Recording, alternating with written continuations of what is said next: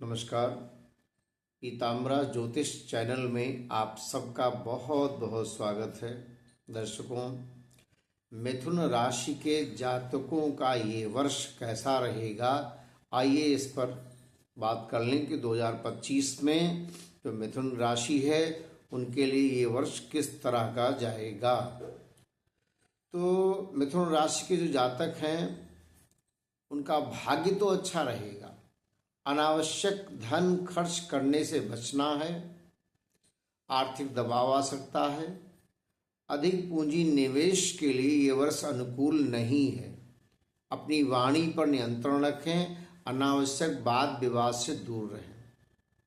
मिथुन राशि के जातकों को ये 2025 विदेश यात्रा, विदेश प्रवास के अवसर प्रदान करेगा। इस साल धार्मिक आध्यात्मिक कार्यों में हिस्सेदारी निभाएंगे। तीर्थ यात्रा का अवसर मिलेगा और धार्मिक आध्यात्मिक रूप से ये वर्ष अत्यंत लाभकारी है। 2025 में सबसे अच्छा महीना मई, जून, सितंबर मिथुन राशि के लिए बहुत शुभ है।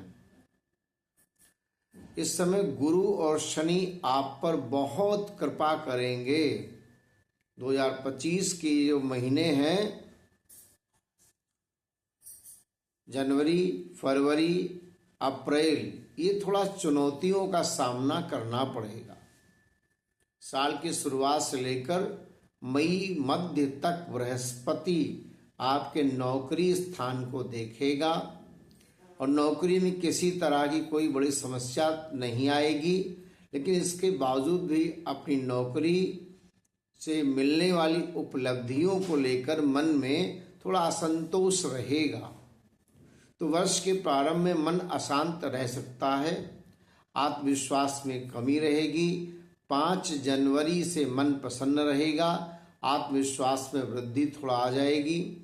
कारोबार में वृद्धि होगी। 16 जनवरी से भागदौड़ बढ़ जाएगी। 22 जनवरी से कारोबार में लाभ के अवसर होंगे। मित्रों का सहयोग मिल सकता है। 13 फरवरी से कार्य क्षेत्र की स्थिति में सुधार, परिश्रम अधिक करना पड़ेगा। 29 मार्च से नौकरी में कार्य क्षेत्र में वृद्धि हो सकती है।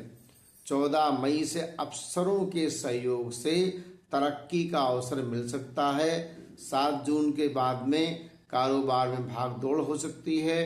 किसी मित्र के सहयोग से आमदनी में वृद्धि का योग है। अपनी सेहत के प्रति सचेत रहें। शासन सत्ता का सहयोग प्राप्त होगा, लाभ होगा। 18 अक्टूबर से शैक्षिक कार्यों में मन लगेगा। कुटुंब में मान सम्मान मिलेगा। पिता के से जो कारोबार के लिए धन मिल सकता है। परिवार में सुख शांति बनी रहेगी। और 8 दिसंबर के बाद किसी मित्र के सहयोग से कारोबार में भागदौड़ बढ़ेगी, लाभ के अवसर मिलेंगे। तो ये वर्ष ग्रहों के गोचर काफी अच्छे रहने वाले हैं। बृहस्पति का गोचर साल की शुरुआत में थोड़ा कमजोर तो है। मई मध्य के पहले पेट और जननांगों इत्यादि से संबंधित यदि कोई समस्या पहले से है तो उस मामले में सावधानी पूर्वक आपको कार्य करना होगा, अन्यथा नए सिरे से कोई नई समस्या आ सकती है। मई के बाद इस तरह की समस्याएं धीरे धीरे ठीक होने लगेंगी। संतुलित दिनचर्या अपनानी होगी। शनि का गोचर भी सामान्य तौर पर अनुकूल परिणाम दे सकता है, लेकिन यदि आप सीने के आसपास में यानी छाती में कोई तकलीफ है पहले से है तो मार्च के बाद थोड़ा बढ़ सकता है। इस वर्ष सब कुछ ठीक तो रहेगा, ऐसा तो नहीं है, लेकिन पहले की समस्याओं कम हो जाएंगी। जो पहले समस्याएं थी, नए सिरे से नई समस्या कोई नहीं आएगी। इस कारण इस साल जो है स्वास्थ्य के दृष्टिकोण से बहुत उत्तम है। शिक्षा के दृष्टिकोण से बेहतर परिणाम देगा। उच्च शिक्षा के कारक बृहस्पति आपके द्वादश में रहेंगे तो विदेश तथा जन्म स्थान से दूर रहकर पढ़ाई करने में विद्यार्थियों के लिए अच्छी आप मदद कर सकते हैं। अन्य जो विद्यार्थी तुलनात्मक रूप से अधिक मेहनत करने की आवश्यकता रहेगी और मई मध्य के बाद बृहस्पति आपके प्रथम भाव में आ जाएंगे। तो प्रथम भाव में बृहस्पति के गोचर को अच्छा नहीं माना जाता है। शास्त्र कहते हैं कि हानि करो जीवा, यानी बृहस्पति जहाँ रहता है उस जगह की हानि करता है।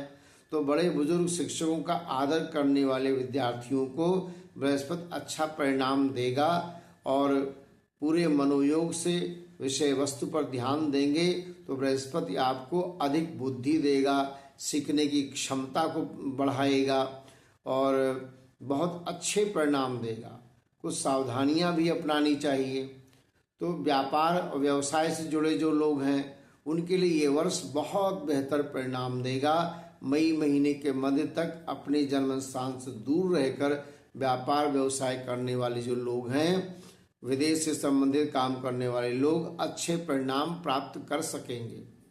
मई मध्य के बाद व्यापार व्यवसाय करने वाले लोगों को अच्छे परिणाम गुरु के परिवर्तन से दिख रहा है। अच्छी योजना बनाकर काम करने की स्थिति में सामान्य तौर पर अच्छे परिणाम रहेंगे और बुध का गोचर भी साल के अधिकांश समय में आपके फेवर में रहेगा। मार्च के बाद शनि का गोचर अधिक मेहनत करने का संकेत दे रहा है। इस साल मेहनत तुलनात्मक रूप से देखें तो उत्तम होगा।